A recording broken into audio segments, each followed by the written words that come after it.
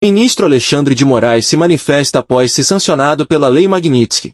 E o que ele disse vai fazer os bolsonaristas chorarem. Espia. Pessoas que conversaram hoje com Alexandre de Moraes, o mais importante, ele falou a esses interlocutores que as sanções impostas contra ele não mudam em nada a previsão de julgamento de Bolsonaro. Vai ser julgado em setembro. Essa é a previsão. E ainda com essas pessoas com quem ele conversou logo depois da notícia da sanção ao Alexandre de Moraes, ele até brincou dizendo, olha, eu gosto de guerra, ainda mais quando é Davi contra Golias, né? Eu gosto de guerra, tá tudo bem. O importante é que a ação penal de Bolsonaro não muda 1 centímetro, será julgado em setembro.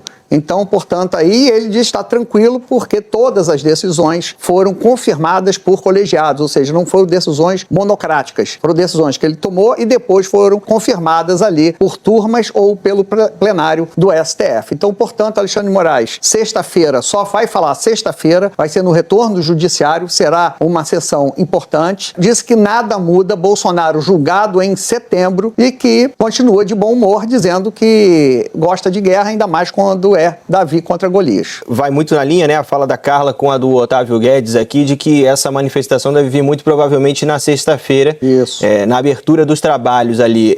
É uma escolha, e aí, Otávio, já vou para você então, é uma escolha também para dar um tom mais institucional e sair também do campo da política, também trazendo uma uniformidade no seu discurso, já que ali na sessão do judiciário você tem um discurso muito mais formal e, como eu disse, institucional, também tem esse peso por esse discurso só vir na sexta-feira, possivelmente? Ricardo, no auge da pandemia, quando o Bolsonaro, e aí que vem a hipocrisia, Bolsonaro dizia que a economia tinha que vir primeiro, o importante era salvar a economia e não salvar vidas, agora a hipocrisia ficou clara, porque o objetivo é salvar uma vida, a do papai Bolsonaro. A economia deixa para depois, fácil, deixa quebrar, deixa desempregar, então ficou muito clara a hipocrisia bolsonarista. Bom, mas quando o Bolsonaro no poder estava dizendo que primeiro a economia, depois as vidas, houve uma sessão de retorno do judiciário do ano, e que foi muito importante. Na verdade, foi quando o STF ali se defendeu das críticas, quando Bolsonaro lutava contra lockdown, contra as medidas restritivas, muitas delas amparadas por ordens judiciais. Então, houve ali uma reunião que foi muito importante para o STF colocar de forma sóbria, de forma institucional, a insatisfação com aquela maluquice que